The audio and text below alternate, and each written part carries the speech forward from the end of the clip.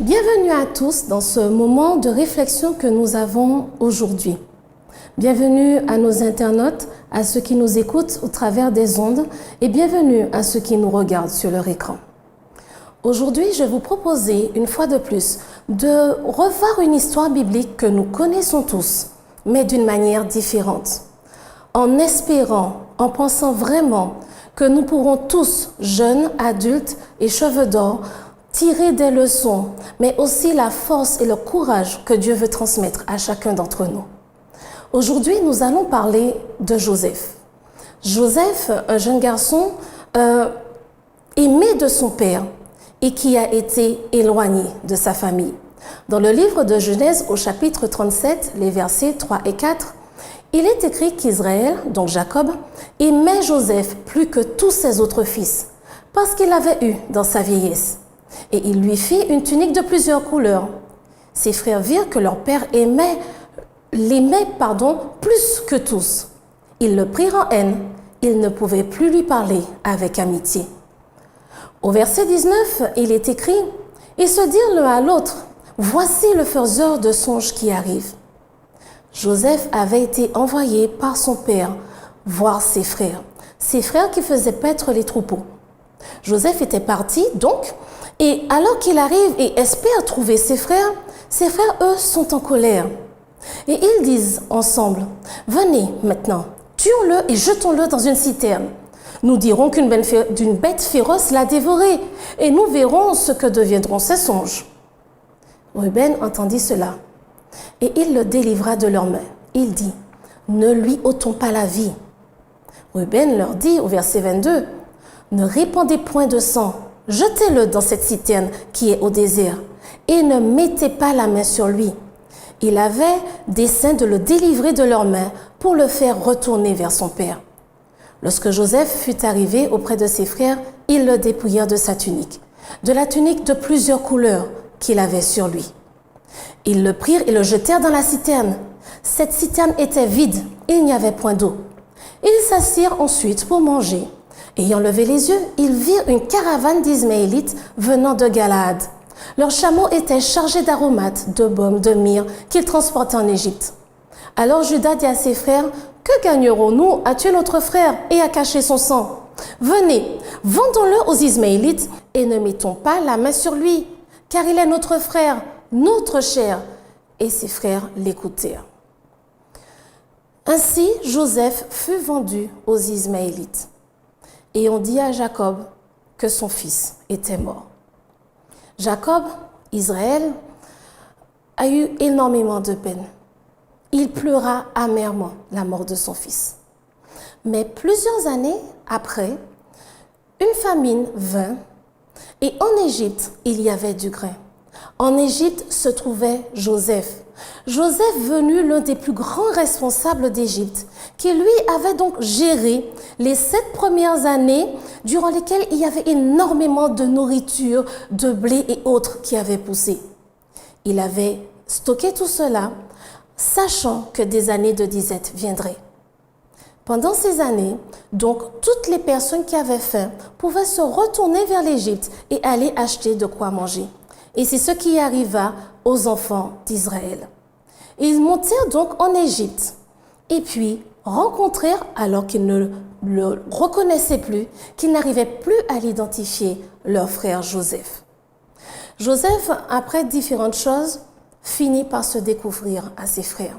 Nous n'allons pas rentrer dans tous ces détails, nous irons directement au chapitre 45 à partir du verset 1er. Joseph ne pouvait plus se contenir devant tous ceux qui l'entouraient. Il s'écria « Faites sortir tout le monde !» Et il ne resta personne avec Joseph. Quand il se fit connaître à ses frères, il éleva la voix en pleurant. Les Égyptiens l'entendirent et la maison de Pharaon l'entendit. Joseph dit à ses frères « Je suis Joseph. Mon père est-il encore en vie ?» Mais ses frères ne purent lui répondre car ils étaient troublés en sa présence. Joseph dit à ses frères « Approchez-vous de moi. » Et ils s'approchèrent. Il dit « Je suis Joseph, votre frère, que vous avez vendu pour être emmené en Égypte. Maintenant, ne vous affligez pas. Et ne soyez pas fâchés de m'avoir vendu pour être conduit ici, car c'est pour vous sauver la vie que Dieu m'a envoyé devant vous. » Mes chers amis, Joseph, après tant de péripéties, rend gloire à Dieu et dit à ses frères, « C'est pour vous sauver la vie que Dieu m'a envoyé ici devant vous. » Le titre de mon message aujourd'hui, c'est ma famille. Prions ensemble. Notre Père, notre Dieu, nous te remercions pour tes grâces et tes bénédictions. Merci de nous permettre, une fois de plus, de nous retrouver afin de pouvoir comprendre ta parole, lire ta parole, mais par-dessus tout, entendre, Seigneur, ce que toi seul as à nous dire. Que toi seul sois vu et entendu.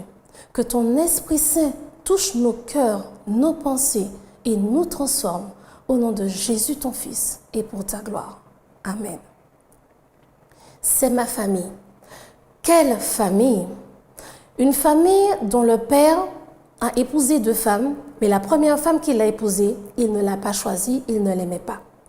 Une famille dont les 12 frères viennent de 4 mamans différentes.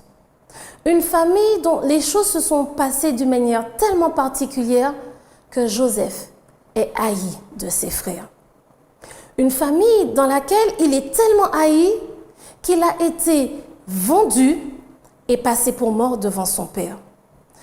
L'histoire de Joseph et de sa famille comporte énormément de leçons, nous permettrait de comprendre énormément de choses nous concernant et concernant la manière dont Dieu agit avec nous, avec nos personnalités, nos points faibles et nos défauts, mais aussi nos forces. Aujourd'hui, nous allons nous arrêter juste sur 3 points. Joseph étant parti, s'est d'abord retrouvé esclave en Égypte dans la maison de Potiphar. Dans cette maison, l'Éternel l'a béni. D'ailleurs, il est bien marqué dans le livre de Genèse, au chapitre 39 et au verset 2, que l'Éternel fut avec lui et la prospérité l'accompagna. Il habitait dans la maison de son maître, l'Égyptien. Le maître avait tout remis dans les mains de Joseph, sauf bien sûr son épouse. Et Joseph faisait son travail consciencieusement tous les jours et la bénédiction, la prospérité l'accompagna. Malheureusement, l'épouse de son maître avait d'autres projets auxquels Joseph n'adhérait pas.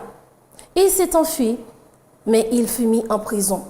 Arrivé en prison, au verset 21, il nous a dit que l'Éternel fut avec Joseph et il étendit sur lui sa bonté. Il le mit en faveur aux yeux du chef de la prison. Ensuite, Joseph s'est retrouvé à la cour du roi, à la cour du pharaon d'Égypte. Lui aussi, à ce moment-là, a été mis au-dessus de tout. Mes chers amis, Joseph fut éloigné de sa famille pendant plus de 16 ans.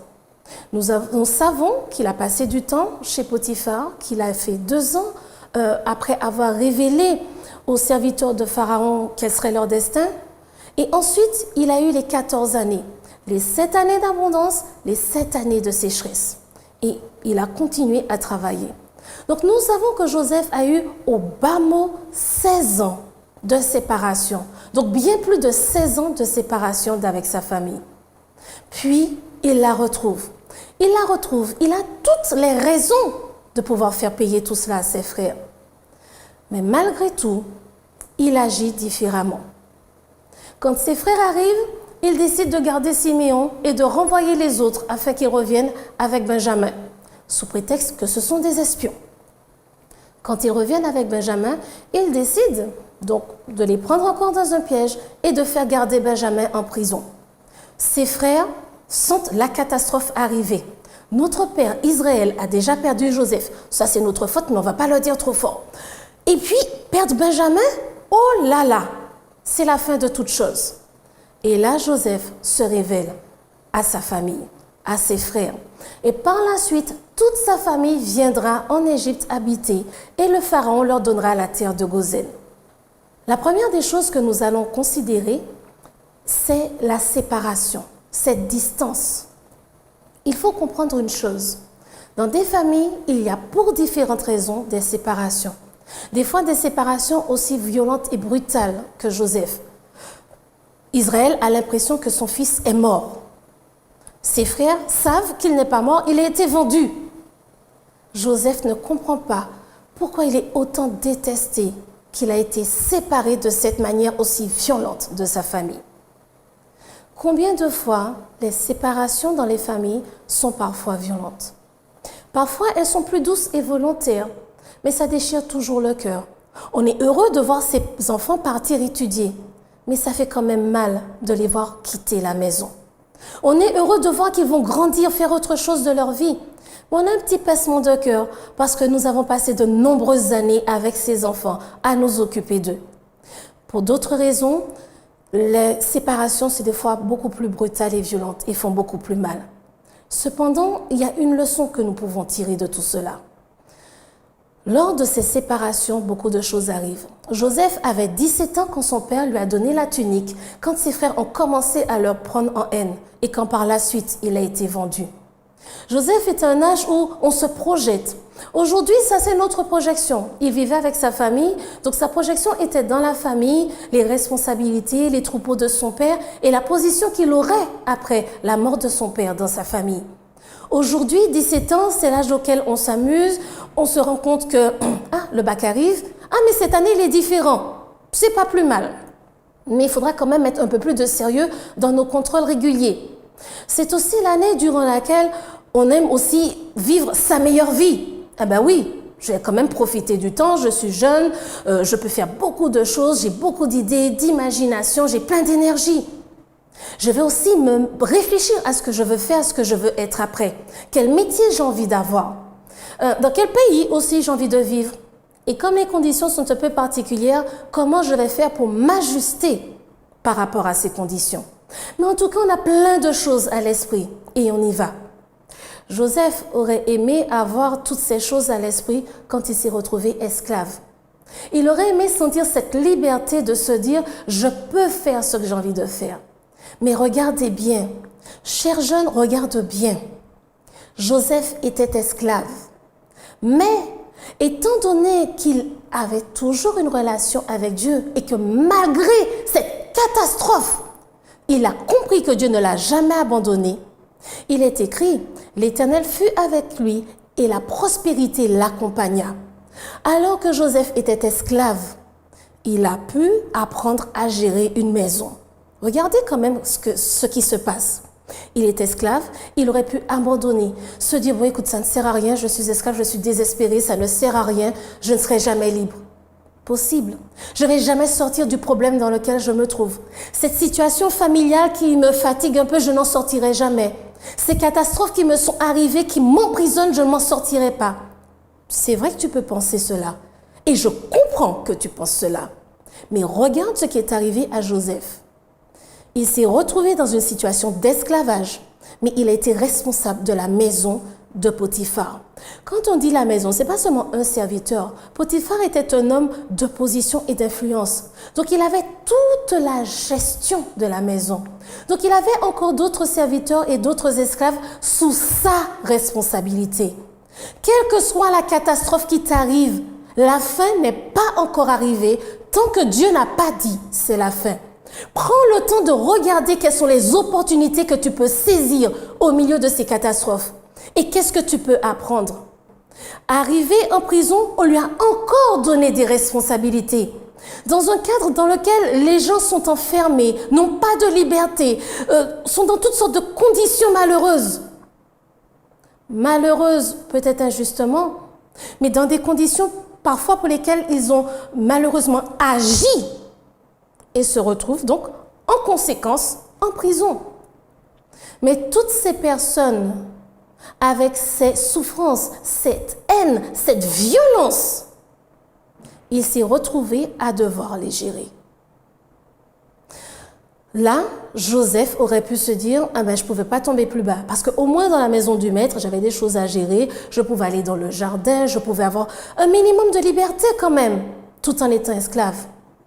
Dans le fond d'une prison, c'est un peu plus compliqué de se dire maintenant je prends ma poste, je vais dans le jardin.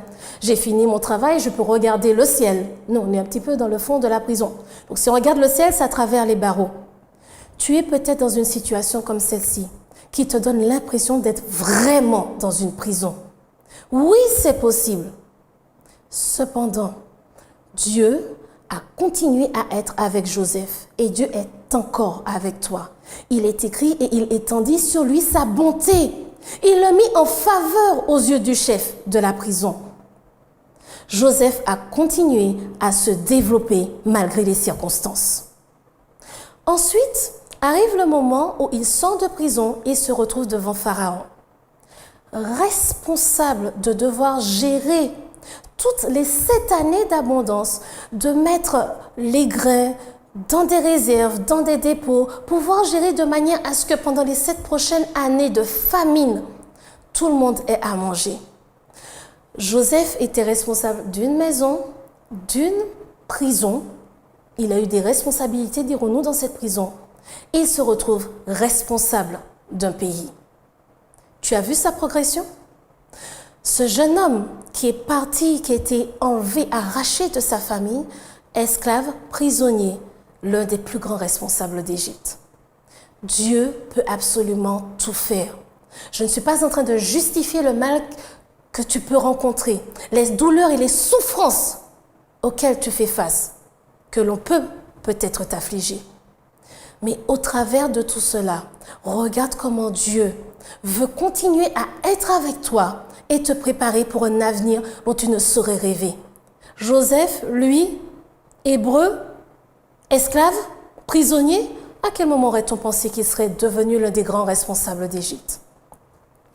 Les séparations sont nécessaires. Pour guérir des blessures, il faut du temps. Quand dans une famille, pour quelles que soient les raisons, il y a des blessures qui se sont produites, oui, il faut du temps pour les guérir. Et souvent, la distance, la séparation est nécessaire afin de pouvoir guérir ces blessures. Joseph a eu tout le temps de pouvoir réfléchir, non seulement regarder les bénédictions de Dieu au travers de ses difficultés, mais réfléchir à sa famille, réfléchir à sa vie, comment les choses se sont passées. Il a mûri. Rappelons-nous que ses frères étaient bien plus grands que lui. Lui aussi, il grandit. Mais aussi, il se rend compte que, ok, mes frères étaient certainement donc mariés, avec des épouses, des enfants, et ils se sont retrouvés face à moi, ce jeune homme, gâté pourri de papa, et eux les plus grands, avec leur famille, et se rendant compte que, oups, papa l'aime beaucoup plus que nous. Il s'est rendu compte certainement de ce que ça a pu être pour ses frères. Mais il s'est aussi rendu compte que, bien que tout cela se soit passé, il aurait aimé retrouver sa famille. Aimer retrouver sa famille, mais aimer retrouver sa famille dans la paix. Vous savez, comme on dit chez nous, tant qu'il y a de la vie, tant qu'il y a de l'espoir. Et c'est ce qui s'est produit.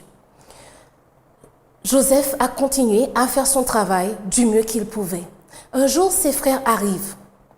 Après autant de temps de séparation, après avoir mûri, réfléchi, que ce soit la douleur, certainement la vengeance aussi, la haine envers ses frères, je ne sais pas.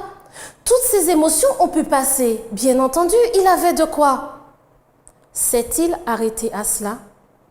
Rien n'est plus sûr. Quand Joseph voit ses frères arriver, il, en effet, retient Siméon de manière à les obliger à revenir avec Benjamin. Ensuite, Benjamin arrive et il leur tend un piège, encore une fois. Quand il les refait tous venir à lui, il se découvre enfin. Et dans ses mots, dans ses paroles, il n'y a pas de vengeance. Il y a ces pleurs de douleur et de souffrance, mais il y a aussi et surtout, enfin, nous sommes ensemble, délivrés de tout, parce que Dieu m'a envoyé avant vous pour vous sauver. Dieu voudrait que nous soyons réunis et c'est mon plus cher désir, c'est de nous revoir tous ensemble avec notre Père, formant encore cette famille.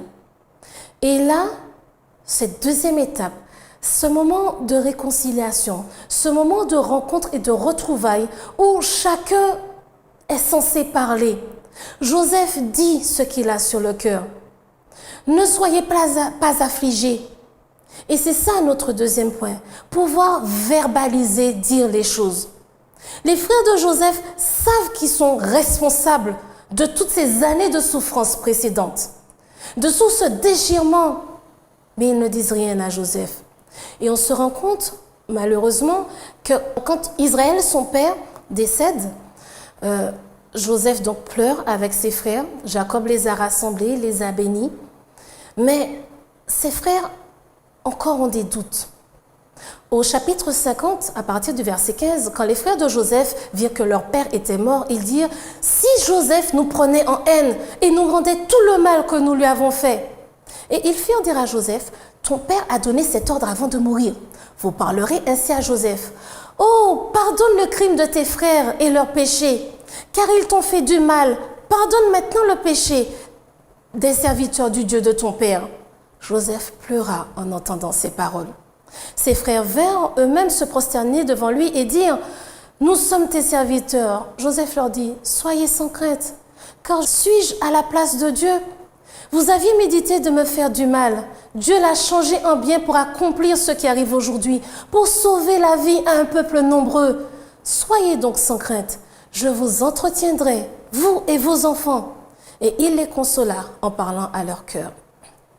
Mes amis, Joseph a verbalisé quand il a rencontré ses frères. Il leur a dit « Ne vous affligez pas du mal que vous m'avez fait. Ce n'est pas la peine d'avoir des remords de conscience et de vous miner le cerveau à cause de ça. J'ai eu mal, mais Dieu a utilisé cette séparation douloureuse de manière à ce que nous soyons tous sauvés. » En quelque part au fond de lui, il leur dit « Mais je vous pardonne. Ne soyez plus affligés. Allons de l'avant. » Mais les frères n'ont pas demandé ouvertement pardon. Et à la mort de leur père, ils se rendent compte, ils savent pertinemment qu'ils n'ont pas demandé ouvertement pardon. Ils n'ont pas verbalisé. Et donc ils ont peur que Joseph décide, maintenant que leur père est mort, de se venger. Combien de fois dans nos familles, alors que nous sommes peut-être là tous ensemble physiquement, mais séparés mentalement, peut-être sommes-nous séparés aussi physiquement, et nous ne prenons pas le temps de verbaliser et de dire les choses pour que la réconciliation soit vraiment complète. Vous savez, il y a plusieurs raisons pour lesquelles on peut avoir de la haine et de la rancune et pour lesquelles on a du mal à pardonner. Aujourd'hui, je ne prétends absolument pas dire que tout peut se faire en une seconde. Certaines situations demandent beaucoup de temps, et bien plus même parfois que les 16 ans, que les plus de 16 ans même que Joseph a attendu. Cela se comprend et Dieu le comprend. Je ne vais pas rentrer dans tous les détails et toutes les exceptions, mais cela ne veut pas dire que je n'ai pas conscience qu'elles existent, que certaines souffrances et douleurs prennent beaucoup plus de temps et d'investissement pour le soigner. J'en suis consciente, mais aujourd'hui je vais aborder un autre aspect avec vous. Un aspect qui va nous permettre à tous de pouvoir faire un premier pas, en sachant bien entendu qu'il y a encore d'autres pas à faire, et pour certaines personnes, beaucoup plus de pas. Mais en voyant comment Dieu nous accompagne dans ce premier pas, nous aurons l'assurance qu'il va nous accompagner pour les autres pas et qu'on en sortira vainqueur. Donc Joseph, lui, a verbalisé. Oui, c'est vrai, j'ai souffert, mais aujourd'hui ça va et aujourd'hui nous allons avoir un futur différent. Mais il faut nous rappeler que l'on se rappelle une chose. Alors que la femme de Potiphar ne voulait qu'une chose, c'était que Joseph ait des relations avec elle. Joseph a gardé quelque chose d'important, Dieu. Et il le dit au chapitre 39, versets 8 et 9. Il refusa et dit à la femme de son maître, « Voici, mon maître ne prend avec moi connaissance de rien dans la maison. Et il a remis entre mes mains tout ce qui lui appartient. Il n'est pas plus grand que moi dans cette maison, et il ne m'a rien interdit, excepté toi, parce que tu es sa femme. Comment ferais-je un aussi grand mal et pécherais-je contre Dieu? » Mes amis, quand nous faisons du mal, oui, nous faisons du mal à ceux qui nous entourent. Oui, nous faisons du mal à nos conjoints, à nos parents, à nos enfants, à nos frères et sœurs. Mais nous péchons contre Dieu. Et Joseph a pris conscience de cela. Quelle que soit la manière dont il pourrait se venger, si il se venge, c'est contre Dieu qu'il va pécher. Cela ne veut pas dire qu'il ne peut pas ressentir cette douleur et cette amertume et avoir une envie de vengeance. Seulement, il faut savoir exprimer, extérioriser de manière à ne pas pécher contre Dieu. Il faut savoir dire sa douleur et sa souffrance. Il faut le dire. Mais tout faire pour éviter de se venger. Verbalisons, disons à Dieu ce qui nous a fait mal, ce qui nous fait encore mal jour après jour dans la situation que nous vivons. Toutes ces choses qui nous arrivent et que nous ne savons pas comment. Simplement, disons-le lui. Dieu n'attend pas que nous fassions une dissertation, mais juste lui exprimer. Et vous savez ce qui est intéressant, c'est que quand Joseph a rencontré ses frères et leur a proposé d'aller chercher leur père, au chapitre 45, au verset 24, il est écrit, puis il congéda ses frères qui partirent et il leur dit, ne vous querellez pas en chemin. Honnêtement, ce verset m'a surprise. Je me suis dit, attends, ne vous querellez pas en chemin. Pourquoi il dirait ça à ses frères? Il vient de les rencontrer, de leur dire que ne vous affolez pas, ne vous affligez pas, tout va bien. Dieu m'a envoyé devant vous pour que vous soyez sauvés. Ramenez papa, ramenez toute la famille. Alors qu'il est en train d'être joyeux, se réconcilier, pourquoi ne vous querellez pas en chemin? Joseph a pris conscience d'une chose. Tout ce temps que lui, il a pris pour dire les choses à Dieu, sa colère, sa souffrance, et ce temps qu'il a utilisé à bon escient pour se calmer, ses frères n'ont pas fait cela. Et ils se doutaient bien qu'en chemin, ils allaient se rejeter l'un et l'autre la pierre. Mais c'est toi qui as dit, mais c'est toi, mais c'est toi. Ne vous querellez pas. Tout ça s'est passé. Vous n'avez peut-être pas encore fait la paix avec vous-même. Vous n'avez pas encore peut-être demandé pardon à Dieu pour ce que vous avez fait. Mais en tout cas, ne vous querellez pas. Le temps de la paix est arrivé. Il est souvent nécessaire d'avoir besoin d'une séparation mentale mais aussi physique pour se connaître, se comprendre, faire la paix d'abord avec soi-même, avec Dieu. Je n'ai pas dit avec soi-même, avec Dieu. C'est le seul qui va nous permettre de faire vraiment la paix avec nous-mêmes. Le temps de verbaliser, de dire les choses à Dieu et de dire les choses aux personnes qui nous ont fait du mal, avec qui nous avons eu un problème. Joseph retrouve son père. Mes chers amis, Israël avait une joie immense. Son fils qu'il croyait mort, il l'a enfin retrouvé. Il était, je dirais, le plus heureux des hommes, avec tous ses fils, y compris celui qu'il croyait mort.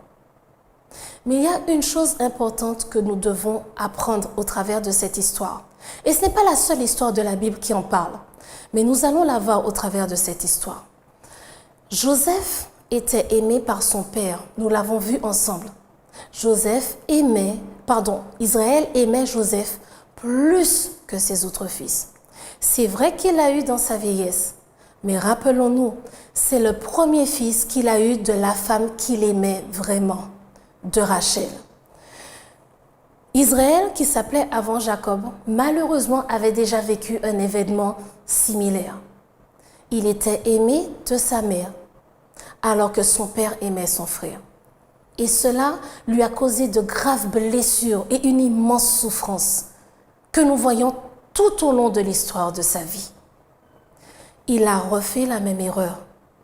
Il aimait une de ses épouses, pas l'autre. Il ne détestait pas ses fils.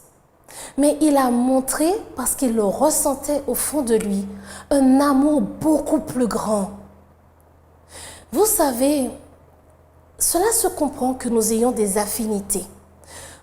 Prenons bien conscience, lorsqu'il y a un enfant, quand il y a une union, il y a deux personnes venant de deux familles et chacune de ces personnes vient encore de deux familles.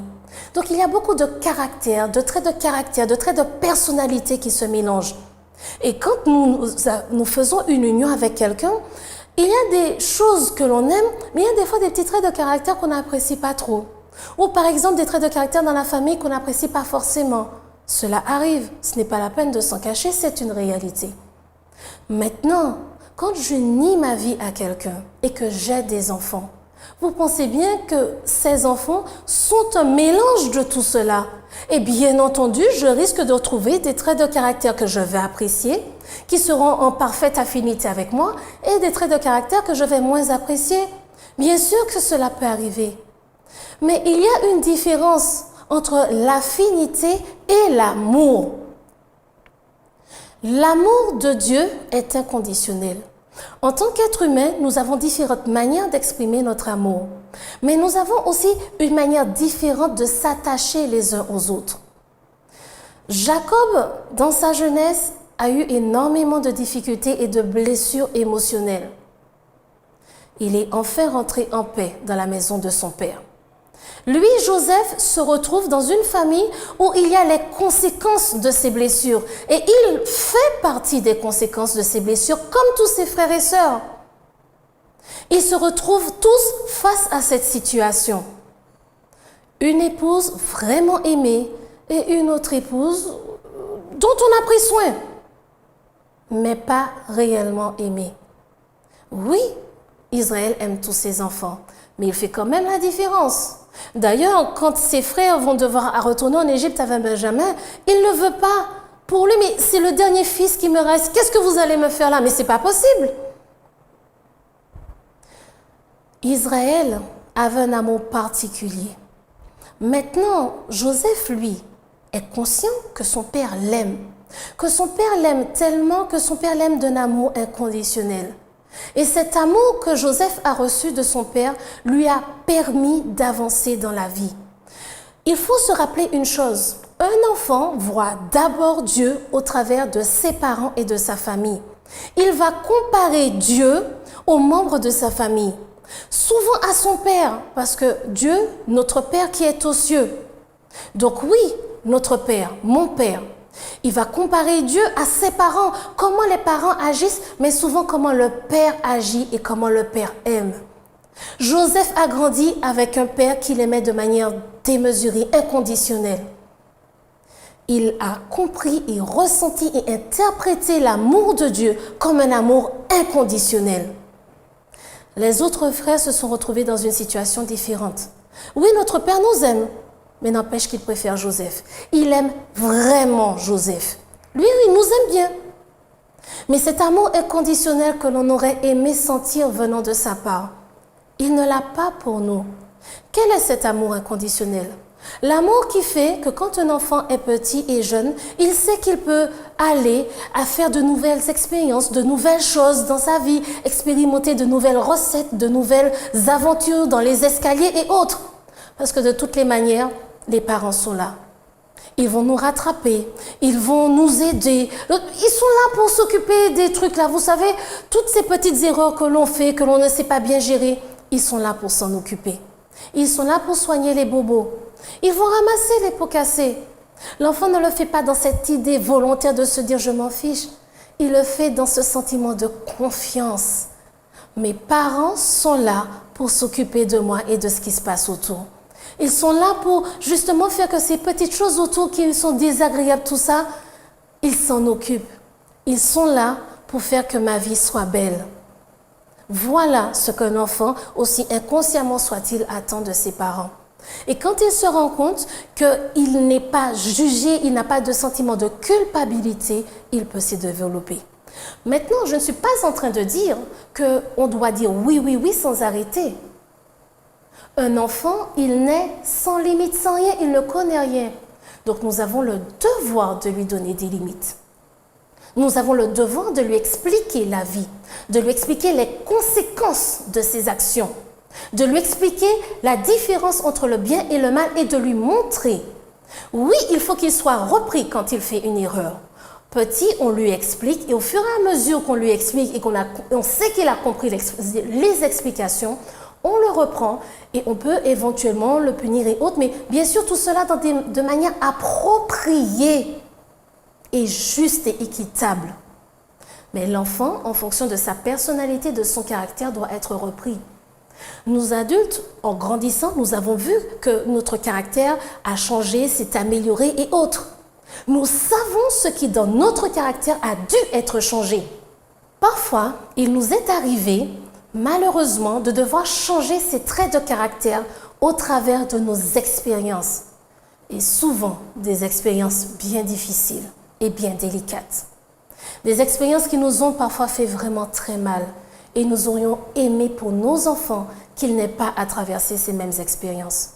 Donc, il est de notre devoir de leur montrer comment agir, de leur expliquer, de leur enseigner et de les aider à changer ces traits de caractère qui vont les faire souffrir.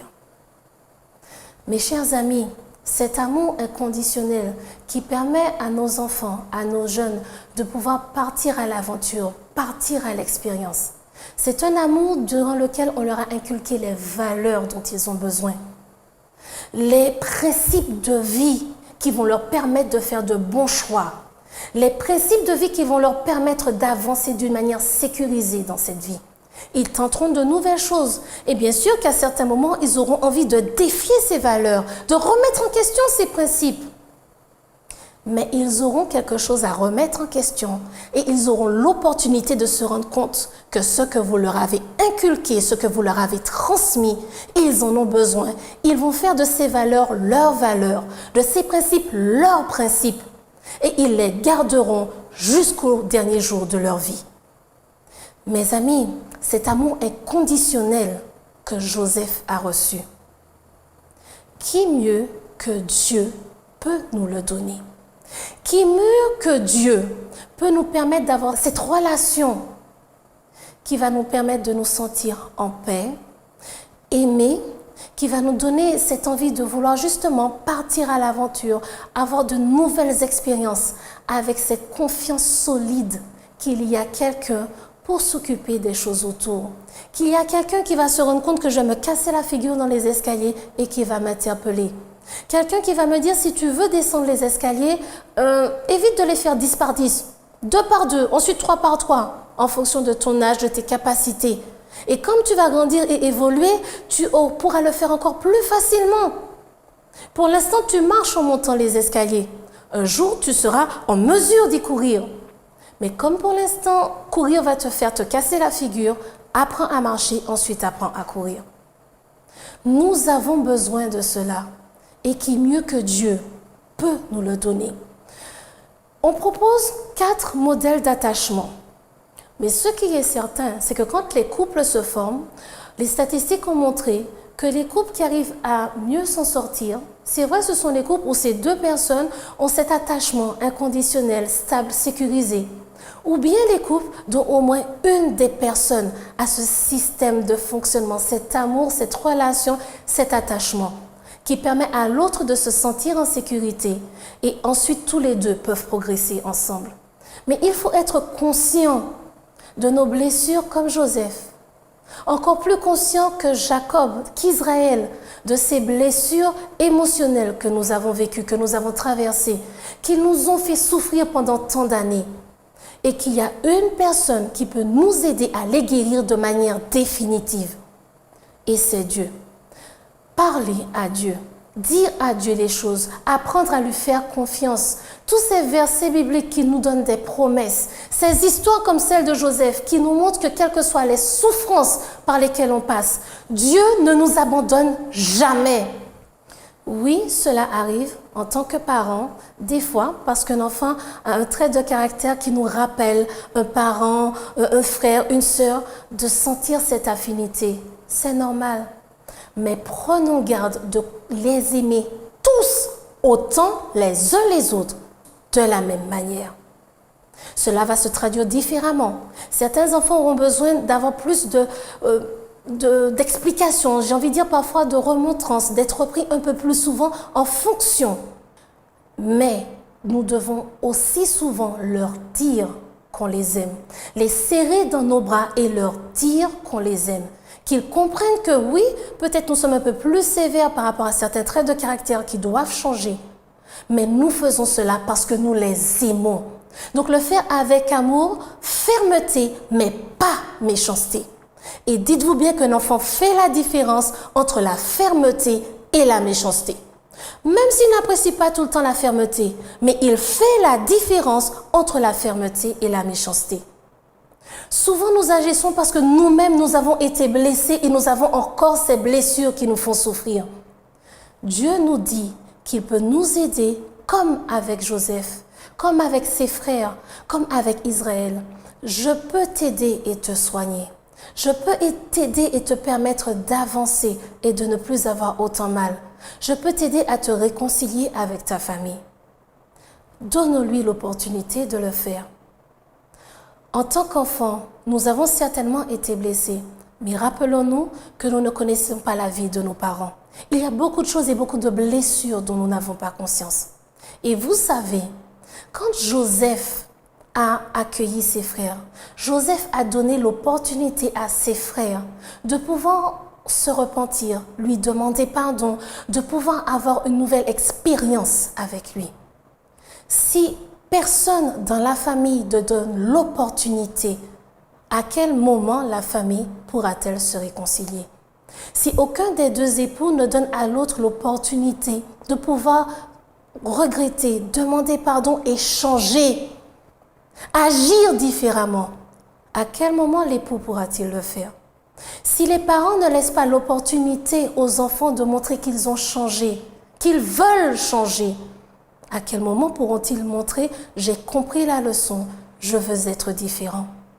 Si les enfants ne donnent pas l'opportunité à leurs frères et sœurs, à leurs parents, de montrer qu'ils veulent être différents, qu'ils ont changé, à quel moment auront-ils l'opportunité de demander pardon, de reconnaître, de verbaliser et que tout le monde puisse passer à autre chose? À quel moment pourrons-nous ensemble faire l'expérience de cet amour inconditionnel?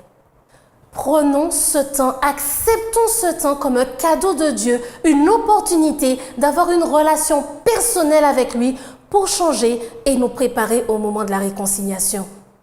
N'allons pas critiquer parce que après tout ça, tant tu n'as pas fini. Non, parce qu'après tout ça, tant j'ai encore mal. Donnons à chacun le temps dont il a besoin. Essayons de manière personnelle et individuelle de soigner nos blessures avec Dieu. Et si nécessaire, avec un professionnel approprié.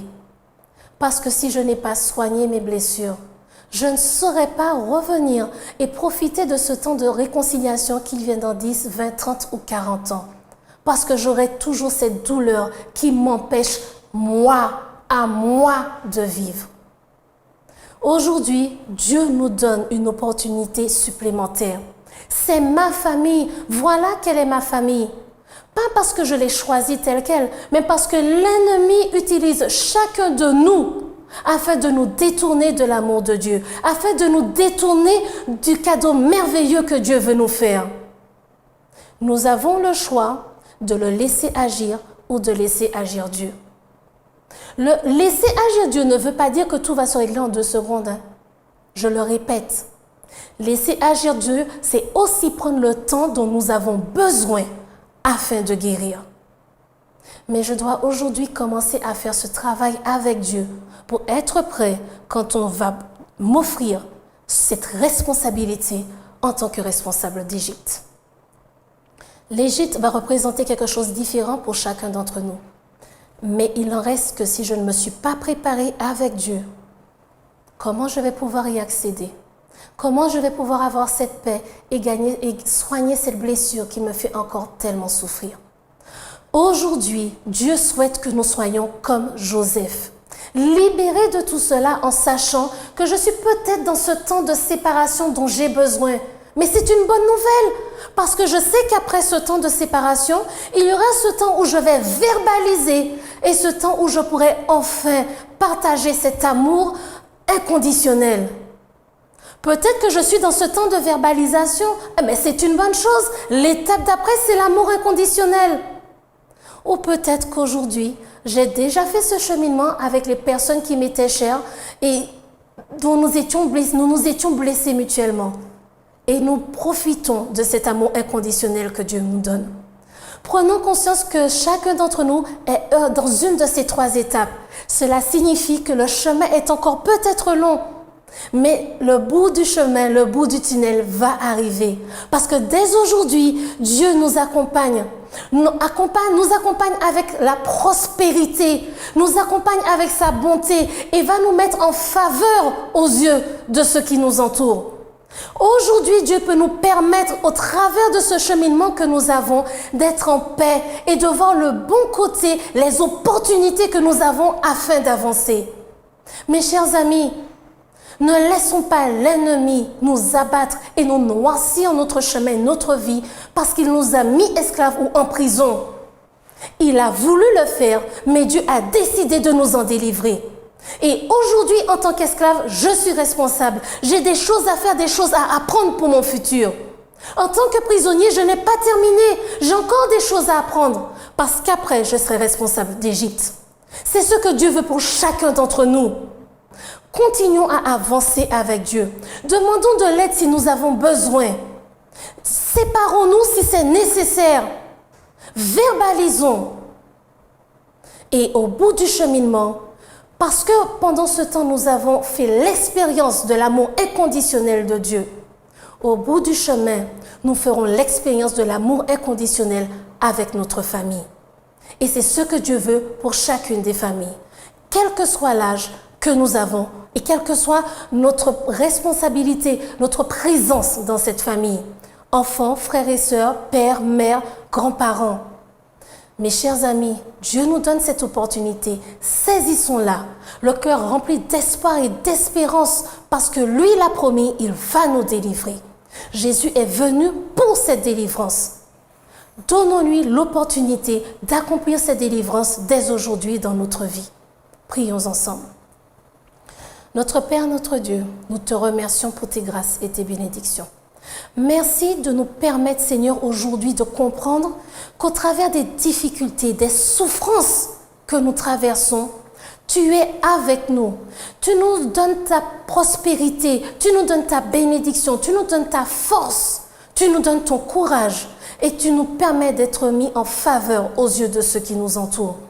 Tu nous donnes l'opportunité de faire l'expérience de ton amour inconditionnel afin de nous permettre de saisir les opportunités au travers de ces moments d'esclavage et d'emprisonnement que nous avons. Tu nous permets tout cela parce qu'un jour tu sais et tu as comme projet pour nous de faire l'expérience inconditionnelle de cet amour avec notre famille. Pour tous ceux qui acceptent de te suivre et de faire ce cheminement avec toi. Aide-nous à accepter ce temps qui est nécessaire et qui est certainement différent pour chacun d'entre nous. Aide-nous à comprendre que l'autre a besoin de temps. Mais aide-nous surtout, Seigneur, à rétablir cette relation avec toi, à demander de l'aide si nécessaire afin d'extérioriser et de verbaliser. De manière à ce que ce temps soit mis à profit pour que nous trouvions chacun enfin la paix avec toi. Que nous trouvions enfin chacun ta voix, ta présence dans nos vies.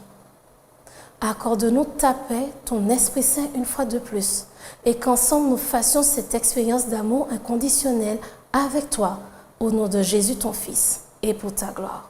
Amen. Mes chers amis, que Dieu bénisse chacun d'entre nous et nous permette d'avoir cette paix et cet amour dans nos cœurs afin d'avancer chaque jour jusqu'au retour de Jésus et qu'ensemble nous fassions l'expérience de cet amour inconditionnel avec notre famille. Que Dieu nous bénisse tous.